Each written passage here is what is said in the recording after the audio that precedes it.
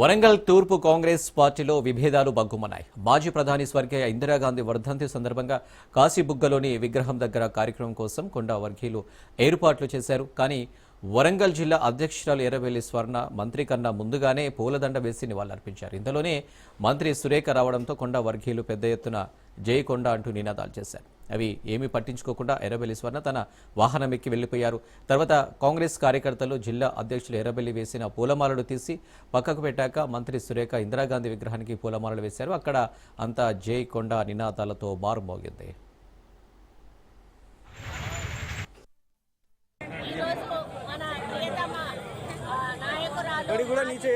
మంత్రి ఇందిరాగాంధీ గారి 41వ వర్ధంతి సందర్భంగా వారికి నివాళులు అర్పించి మరి ఇక్కడికి అర్పించడానికి రావడం జరిగింది. మా నియోజకవర్గంలోని కార్పొరేటర్లు, ముఖ్య నాయకులు, మహిళా నాయకురాలు అందరం కూడా ఈ నివాళిలో పాల్గొనడం జరిగింది. మరి ఇందిరాగాంధీ అంటే తెలియని వాళ్ళు లేరు. ఎందుకంటే ఈరోజు దేశవ్యాప్తంగా కూడా ఇందిరమ్మ ఇళ్ళు ఉన్నాయి అంటే ఆ రోజు ఇందిరాగాంధీ ప్రధానమంత్రిగా ఉన్నప్పుడు కట్టించిన ఇల్లే ఈ రోజు వరకు కూడా ఎస్సీ కాలనీలలో మరి అవి ఉన్నాయి. అందరూ కూడా ఈ రోజుకు ఇందిరమ్మను మర్చిపోలేదు అని అంటే ఆ రోజు ఆమె ఇచ్చిన ఇళ్లను వాళ్ళు అందులో ఉంటున్నారు. కాబట్టి ఎప్పుడు వెళ్ళినా కూడా మాకు ఇందిరమ్మ ఇచ్చిన ఇల్లే అని చెప్పడం జరుగుతుంది. ముఖ్యంగా బ్యాంకులను ఆమె జాతీయం చేయడం జరిగింది. బ్యాంకులను జాతీయం చేయడం వలన ఈరోజు రైతులకు రుణాలు వచ్చేటువంటి అవకాశం వచ్చింది. ఈరోజు రైతు పంట పండించుకోవడానికి బ్యాంకు నుంచి రుణం తీసుకుంటున్నాడు అంటే ఆ రోజు ఆమె బ్యాంకులను జాతీయం చేయడం వల్లనే. దేశంలో ప్రస్తుతం రికార్డు స్థాయిలో విద్యుత్ ఉత్పత్తి జరుగుతుందని రాష్ట్ర బీజేపీ కార్యాలయంలో కేంద్ర మంత్రి కిషన్ రెడ్డి తెలిపారు. దేశవ్యాప్తంగా 500 గీగావాట్ల ఉత్పత్తిలో 74% థర్మల్ పవర్ స్టేషన్ల ద్వారా ఉత్పత్తి అవుతుందని చెప్పారు. కాంగ్రెస్ ప్రభుత్వంపై కిషన్ రెడ్డి తీవ్ర విమర్శలు చేశారు. 2 ఏళ్లుగా మైనార్టీలకు అన్యాయం చేసి ఇప్పుడు జూబ్లీహిల్స్ ఉప ఎన్నికల దృష్ట్యా ఓట్ల కోసం ఆ వర్గానికి చెందిన వ్యక్తికి మంత్రి పదవి ఇస్తున్నారన్నారు. అజారుద్దీన్కు మైనారిటీలపై ప్రేమ ఉంటే 2 ఏళ్ల క్రితం ఎందుకు మంత్రి పదవి ఇవ్వలేదని ప్రశ్నించారు. కాంగ్రెస్ అధికార దుర్వినియోగంతో ఎన్నికల్లో గెలవాలని ప్రయత్నిస్తుందని కేంద్ర మంత్రి కిషన్ రెడ్డి విమర్శించారు. నిజంగా మైనార్టీల మీద ప్రేమ ఉంటే 2 సంవత్సరాలుగా ఎందుకు పెట్టలేదు మైనారిటీ మినిస్టర్ ను? నిజంగా అజారుద్దీన్ శూరుడు వీరుడైతే ఈ ఎలక్షన్ ఆయన ఎందుకు టికెట్ ఇవ్వలేదు? 2 సంవత్సరాల క్రితం ఇది అజారుద్దీన్ ను ఎందుకు మరి మంత్రివర్గంలో తీసుకోలేదు?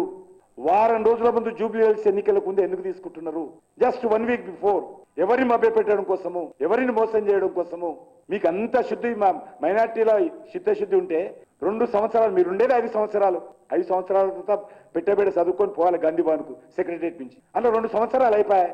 ఈ 2 సంవత్సరాలు మైనార్టీలకు నష్టం చేశారు అనమాట. మీరు అన్యాయం చేశారు, దగా చేశారు, మోసం చేశారు. ఇప్పుడు జూబ్లీహిల్స్ ఎలక్షన్స్ లో మరి మీకు అంత ప్రేమ ఉంటే ఈయన గత ఎన్నికల్లో పోటీ చేశాడు కదా ఇదే జూబ్లీహిల్స్ లో, ఆయనకి ఎందుకు టికెట్ వెళ్ళారు? మరి ఆయనకి ఎందుకు వెళ్ళారు మీరు చెప్పండి. ఇప్పుడు మీరు ఆయన ఎమ్మెల్సీ చేస్తామంటారు, మంత్రి చేస్తామంటారు, జూబ్లీహిల్స్ టికెట్ మాత్రం ఇవ్వమంటారు. గతంలో పోటీ చేసి మంచి ఓట్లు వచ్చినాయి కదా. కాబట్టి కాంగ్రెస్ పార్టీ అడిగేటువంటి అన్ని ప్రశ్నలకు జవాబు చెప్పాల్సిన అవసరం లేదమ్మా. తెలంగాణ ప్రజలే రానున్న రోజుల్లో అద్భుతమైనటువంటి జవాబు, పక్కా జవాబు చెప్తారు. ఈ 2 పార్టీలకు కూడా, ఈ కాంగ్రెస్ పార్టీకి, బీఆర్ఎస్ పార్టీకి రానున్న రోజుల్లో తెలంగాణ ప్రజలు ఏ రకంగా బుద్ధి చెప్పబోతారో మీరే చూస్తారు. జూబ్లీహిల్స్ ఉప ఎన్నికల్లో కాంగ్రెస్ ప్రభుత్వం రోజురోజుకు దిగజారుతుందన్నారు మాజీ మంత్రి నిరంజన్ రెడ్డి. కాంగ్రెస్ పార్టీది ప్రజల పాలన కాదు, ప్రజా విధ్వంస పాలన అని మండిపడ్డారు. రెహమత్ నగర్ అమటీ పాయింట్లో మాట ముచ్చట కార్యక్రమంలో పాల్గొన్న నిరంజన్ రెడ్డి మైనారిటీలను మభ్యపెట్టడానికి అజారుద్దీన్కు మంత్రి పదవి కట్టబెట్టారని ఆరోపించారు. జూబ్లీహిల్స్ నియోజకవర్గంలో ప్రజల హృదయాలలో నిలిచిన నాయకుడు మాగంటి గోపీనాథ్ అన్నారు. ఎవరు ఎన్ని కుట్రలు చేసినా ఈ ఎన్నికల్లో బీఆర్ఎస్ గెలుపు ఖాయమని ధీమా వ్యక్తం చేశారు నిరంజన్.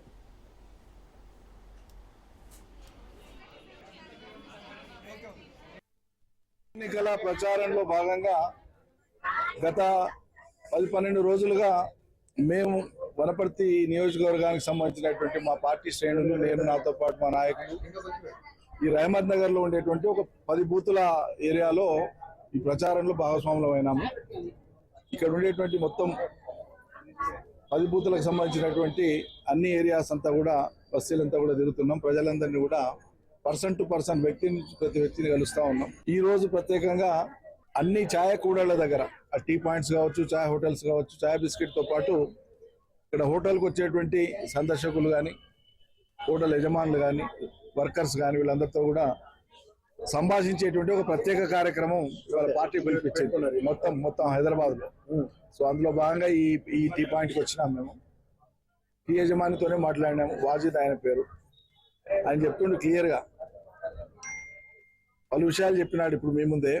ఒకటి, గోపీనాథ్ గారు చాలా మంచి వ్యక్తి ఉండే, ఉత్తముడు ఉండే. దురదృష్టవశాత్తు ఆయన మరణం సంభవించింది. ప్రజలకు అందుబాటులో ఉండేవాడు, సేవాభావం కలిగినటువంటి మనిషి, డౌన్ టు అర్త్ ఉండేవాడు.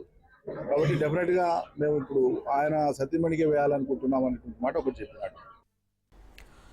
సీఎం రేవంత్ రెడ్డి జూబ్లీహిల్స్ ఉప ఎన్నికల ప్రచారంలో పాల్గొన్నారు.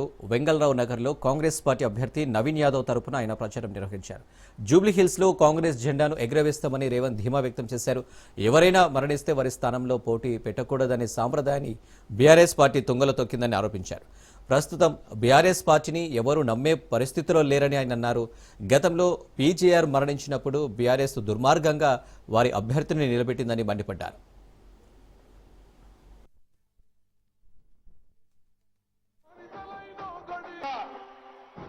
ప్రజలందరికీ న్యాయం చేకూరుస్తానని దైవ సాక్షిగా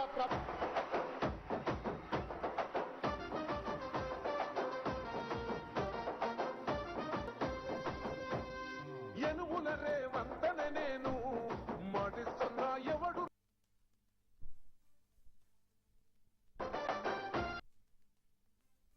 ఆనాడు కాంగ్రెస్ కు బద్ద వైరి పక్షాలు భారతీయ జనతా పార్టీ, తెలుగుదేశం పార్టీ, ఆనాడు పెద్దలు నారా చంద్రబాబు నాయుడు గారు పీజేఆర్ గారి మీద ఉండే గౌరవంతో రాజకీయ వైరుధ్యాన్ని, భిన్న రాజకీయ ఎజెండాలను పక్కన పెట్టి పీజేఆర్ ను గౌరవించడానికి ఆనాడు ఏకగ్రీవం చేయడానికి పెద్దలు నారా చంద్రబాబు నాయుడు గారు సహకరించిన మాట వాస్తవం కాదా?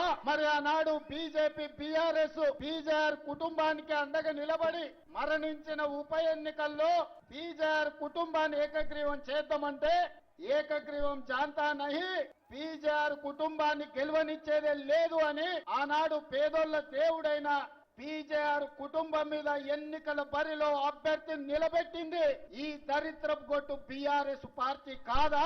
దానికి నాయకత్వం వహిస్తున్న కల్వకుంట్ల చంద్రశేఖరరావు కాదా?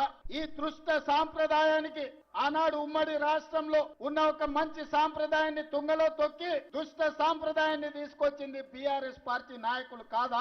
మరి ఆనాడు సాంప్రదాయాన్ని కాదని పీజేఆర్ పేదోళ్ళ గుండెల్లో దేవుడుగా ఉన్న పీజేఆర్ కుటుంబానికి వ్యతిరేకంగా ఎన్నికల్లో అభ్యర్థిని నిలబెట్టిన ఈ కిరాయి మూక ఈ రోజు సానుభూతితోని ఎన్నికల్లో ఓట్లేయమని అడుగుతారు.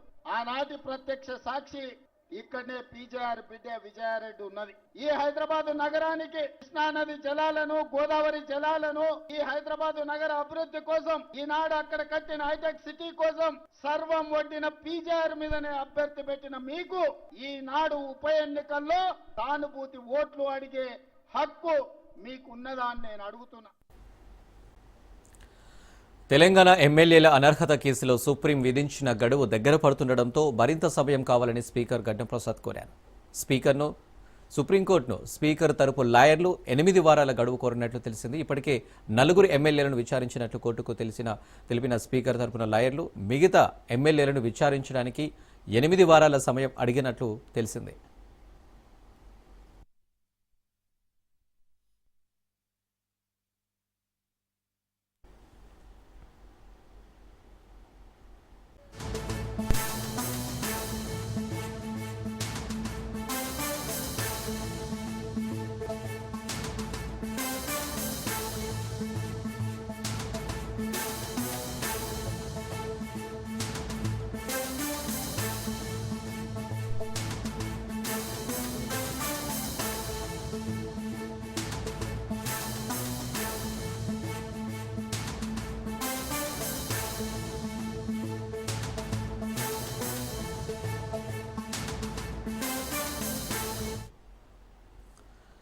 Breaking news. Nizampet Gautam model స్కూల్లో లిఫ్ట్ ప్రమాదం జరిగింది. ఈ ప్రమాదంలో 7 టీచర్లు గాయాలయ్యాయి. ఘటన పాఠశాల వదిలే సమయంలో అయింది. వెంటనే స్పందించిన పాఠశాల యాజమాన్యం ప్రగతి నగర్లోని పీపుల్స్ ఆసుపత్రికి తరలించారు. వీరికి బోన్ ఫ్రాక్చర్ జరిగిందని డాక్టర్లు నిర్ధారించారు. మొదటి అంతస్తు నుండి లిఫ్ట్ గ్రౌండ్ ఫ్లోర్ పై పడడంతో ప్రమాదం తీవ్రత తక్కువగా జరిగింది. అలాగే టీచర్ల స్థానంలో విద్యార్థులు ఉండి ఉంటే ఘోరం జరిగేదని స్థానికులు తెలిపారు. వివిధ స్కూల్ యాజమాన్యం సైతం లిఫ్టులు ఫిట్నెస్ చెక్ చేసుకోవాలని విద్యార్థి సంఘాలు డిమాండ్ చేశారు.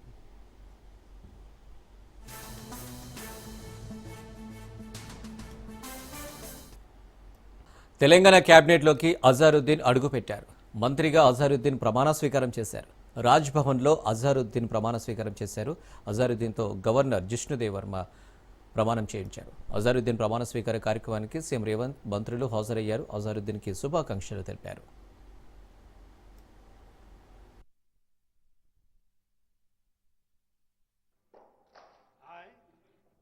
I, Muhammad Azharuddin, do swear in the name of Allah that I will bear true faith and allegiance to the Constitution of India as by law established, that I will uphold the sovereignty and integrity of India, that I will faithfully and conscientiously discharge my duties as Minister for the state of Telangana, and that I will do right to all manner of people in accordance with the Constitution and the law, without fear or favor, affection or ill will.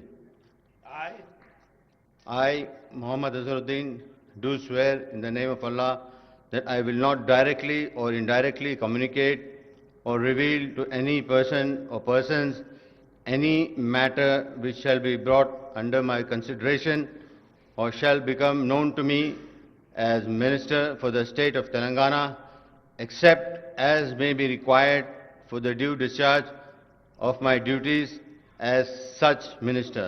Jai Telangana, Jai Hind.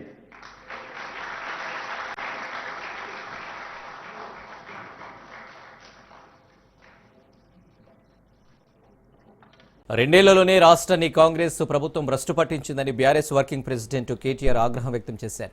హైదరాబాద్లోని పలువురు MIM నాయకులు బీఆర్ఎస్లో చేరారు. నోటికొచ్చిన హామీలిచ్చి Congress party అధికారంలోకి వచ్చిందని విమర్శించారు.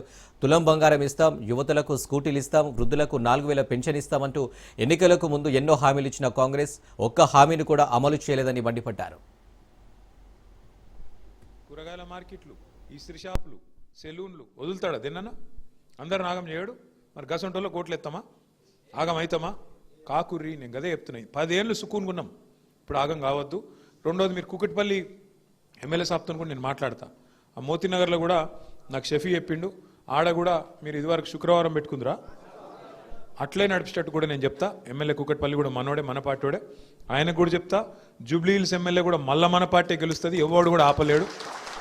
మళ్ళీ చెప్తున్నా నేను, వాడు ఒక్కటే నమ్ముకున్నాడు. ఇప్పుడు బెదిరిస్తాడట. ఏమని? మీరు ఓట్లు వేయకుండా బెదిరిస్తారట, కాదంటే దొంగ ఓట్లు ఎత్తారట, ఇక లేదంటే ఆఖరికి పైసలతో కొనెత్తారట. అన్నీ మనకి ఎరుకున్న ఉపాయాలు, ఇవేం తెలివనియం కాదు. వానికి ఎంత తెలివి ఉందో మనకు అంతకంటే ఎక్కువ తెలివి ఉంది. మన తెలంగాణలో సామెత చెప్తారు, పొట్టోన్నెత్తి పొడుగోడు కొడితే పొడుగోన్నెత్తి పోషమ్మ కొట్టిందట. కాబట్టి మీరు అంత తెలివిగా మీరు కూడా ఆలోచన చేయాలి.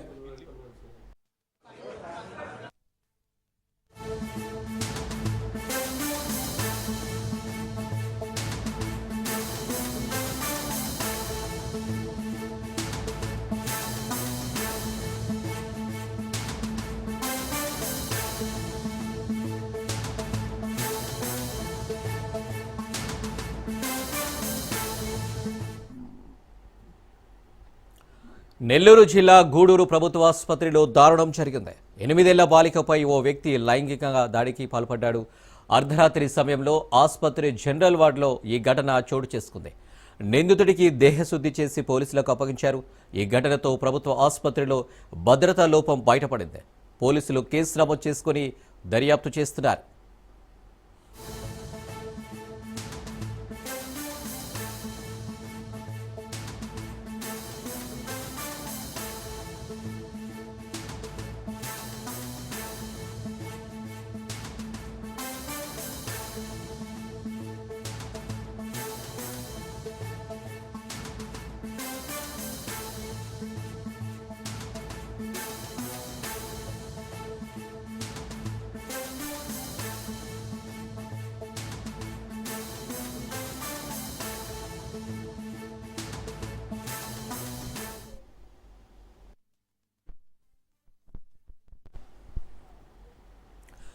నెల్లూరు జిల్లా గూడూరు ప్రభుత్వ ఆసుపత్రిలో దారుణం జరిగింది. 8 ఏళ్ల బాలికపై ఓ వ్యక్తి లైంగిక దాడికి పాల్పడ్డారు. అర్ధరాత్రి సమయంలో ఆసుపత్రి జనరల్ వార్డులో ఈ ఘటన చోటు చేసుకుంది. నిందితుడికి దేహశుద్ధి చేసి పోలీసులకు అప్పగించారు. ఈ ఘటనతో ప్రభుత్వ ఆసుపత్రిలో భద్రతా లోపం బయటపడింది. పోలీసులు కేసు నమోదు చేసుకుని దర్యాప్తు చేస్తున్నారు. దీనికి సంబంధించి మరిన్ని డీటెయిల్స్ మా ప్రతినిధి చరిత్ అందిస్తారు. చరిత్, ప్రస్తుతం బాలిక సిచ్యువేషన్ ఎలా ఉంది, ఏమంటున్నారు డాక్టర్లు? Thank you Anil. ఏదైతే ఒక అమానవీయ ఘటన గూడూరులో చోటు చేస్తున్న పరిస్థితి అని చెప్పాలి. గూడూరు ప్రభుత్వ ఆసుపత్రిలో తండ్రికి సహాయకురాలుగా ఉన్నటువంటి ఆ బాలికను అదే వార్డులో ఇంకొక పేషెంట్ కు అటెండర్ గా ఉన్నటువంటి 50 సంవత్సరాల వృద్ధుడు అత్యాచారం చేశాడు, యత్నించాడు. అయితే ఈ ఘటన అక్కడ కొంత కలకలం సృష్టించడంతో ఆ వృద్ధుడికి దేహశుద్ధి చేసి పోలీసులకైతే అప్పగిచ్చారు. ప్రస్తుతం ఆ బాలిక కొంత కోలుకుంటుంది. అంటే ఒక్కసారిగా చిన్నారి కావడం, ఈ యొక్క అభంశుభం తెలియనటువంటి ఆ బిడ్డపై జరిగినటువంటి అఘాయిత్యం, అంటే ఏం జరిగిందో అనుకునేటటువంటి లోపే, అంటే తాత వయసు ఉన్నటువంటి ఆ వ్యక్తి చేసినటువంటి ఆ యొక్క ఘటన నుంచి అయితే ఆ బాలిక ఇంకా కోలుకోలేదనే చెప్పాలి. కానీ ప్రస్తుతం వైద్యులు మాత్రం ఆ యొక్క చిన్నారి యొక్క వైద్యం మాత్రం ఆమెకి ఆరోగ్యం స్టేబుల్ గానే ఉందని కూడా వైద్యులు చెప్తున్న పరిస్థితి ఉందని చెప్పాలి. కానీ ఇక్కడ మనం ప్రధానంగా ఒక విషయం చర్చించుకోవాలి. ప్రభుత్వ వైద్యశాలలో ఇంత అభద్రతా భావం, అంటే పూర్తిగా కూడా ఇక్కడ భద్రతా వైఫల్యం స్పష్టంగా కనిపిస్తుంది.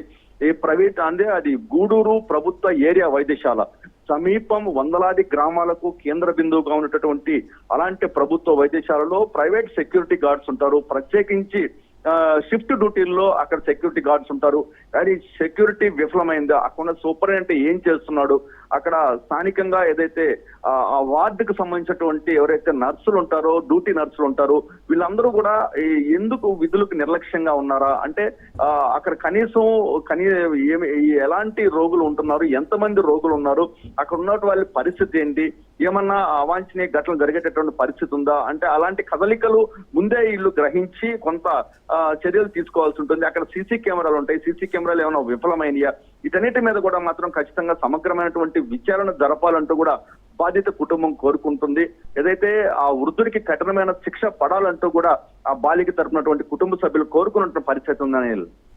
Right Charith, thank you.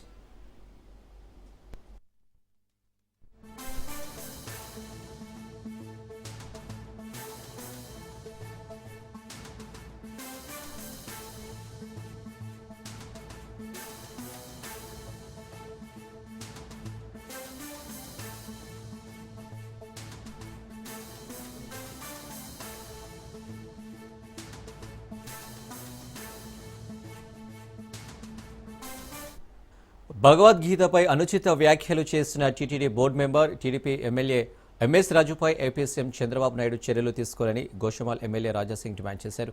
TTD బోర్డులోకి తీసుకునే ముందు సభ్యులకు హిందూ ధర్మంపై అవగాహన, మర్యాద ఉందా లేదా అని చూసుకోవాలని రాజాసింగ్ హితో పలికారు. తెలుగుదేశంలో ఇంకా ఇలాంటి ప్రజాప్రతినిధులు ఎంతమంది ఉన్నారో సర్వే చేయాలని రాజాసింగ్ అన్నారు. ఎంఎస్ రాజుపై కఠిన చర్యలు తీసుకుంటే భవిష్యత్తులో మరెవరూ ఇలా అనుచిత వ్యాఖ్యలు చేయరని రాజాసింగ్ అభిప్రాయపడ్డారు. టీటీడీ బోర్డు మెంబర్ మరియు టీడీపీ ఎమ్మెల్యే ఎంఎస్ రాజు అంట భగవద్గీత ఉపయోగమే లేదు ఆ విధంగా ఆయన కామెంట్ చేస్తుండు. నేను మా చంద్రబాబు నాయుడు గారికి ఒక రిక్వెస్ట్ చేయాలనుకుంటున్నాను. ఏ వ్యక్తికి, ఏ రాజకీయ నేతలకి టీటీడీ బోర్డు మెంబర్ పెట్టొచ్చా ఒకసారి మీరు చూడాలి. అదేవిధంగా టీటీడీ బోర్డు మెంబర్ పెట్టే ముందు ఆ వ్యక్తిలో ధర్మం పట్ల అభిమానం ఉందా లేదా, మర్యాద ఉందా లేదా, హిందూ ధర్మం పట్ల ఆ వ్యక్తికి నాలెడ్జ్ ఉందా లేదా ఒక్కసారి చూసిన తర్వాతనే టీటీడీ బోర్డు మెంబర్ ఇవ్వాలని మా నాయుడు గారికి నా ఒక నివేదిక. అదేవిధంగా ఇట్లాంటి బుద్ధి లేని వ్యక్తులు, ఎమ్మెల్యేస్ ఇంకా ఎంతమంది టీడీపీలో ఉన్నారు, ఎమ్మెల్యేస్ కానీ, ఎంపీస్ కానీ, ఎమ్మెల్సీస్ కానీ, మినిస్టర్ కానీ, దానిపైన కూడా ఒక మా నాయుడు గారు సర్వే చేసుకుంటే చాలా బాగుంటుందని నేను అనుకుంటున్నాను. ఎందుకంటే ఏది నోరుకు వస్తే అది మాట్లాడుతున్నారు మా ధర్మం పట్ల, మా భగవద్గీత పట్ల. అది చాలా తప్పు. ఈ ఎమ్మెల్యే పైన మీరు చర్యలు తీసుకోవాలి, ఈయనకి సస్పెండ్ చేయాలని మా నాయుడు గారికి నేను రిక్వెస్ట్ చేస్తున్నాను. మళ్ళొక్కసారి భగవద్గీత పైన కానీ, హిందూ ధర్మం పైన కానీ ఎవరు కూడా కామెంట్ చేయకుండా ఈ ఎంఎస్ రాజు పైన మీరు చర్యలు తీసుకుంటే చాలా బాగుంటుందని నేను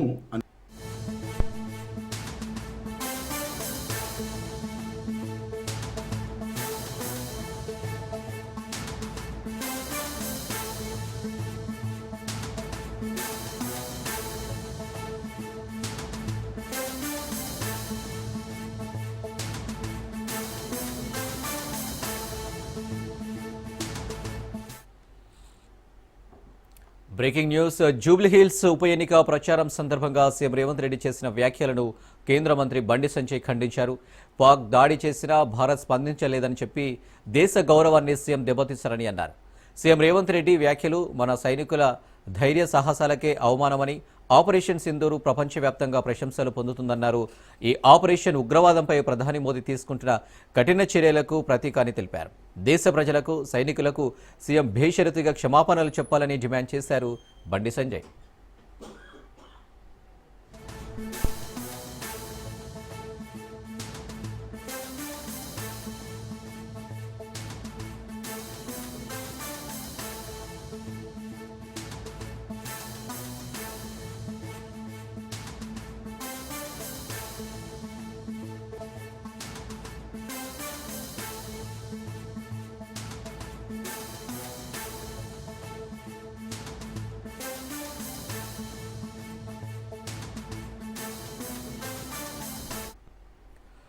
జూబ్లీహిల్స్ ఉప ఎన్నిక ప్రచారం సందర్భంగా సీఎం రేవంత్ రెడ్డి చేసిన వ్యాఖ్యలను కేంద్ర మంత్రి బండి సంజయ్ ఖండించారు. పాక్ దాడి చేసినా భారత్ స్పందించలేదని చెప్పి దేశ గౌరవాన్ని సీఎం దెబ్బతీశారని అన్నారు సీఎం రేవంత్ రెడ్డి. వ్యాఖ్యలు మన సైనికుల ధైర్య సాహసాలకే అవమానమని, ఆపరేషన్ సింధూర్ ప్రపంచవ్యాప్తంగా ప్రశంసలు పొందుతుందన్నారు. ఈ ఆపరేషన్ ఉగ్రవాదంపై ప్రధాని మోడీ తీసుకుంటున్న కఠిన చర్యలకు ప్రతీక అని తెలిపారు. దేశ ప్రజలకు, సైనికులకు సీఎం బేషరతుగా క్షమాపణలు చెప్పాలని డిమాండ్ చేశారు బండి సంజయ్.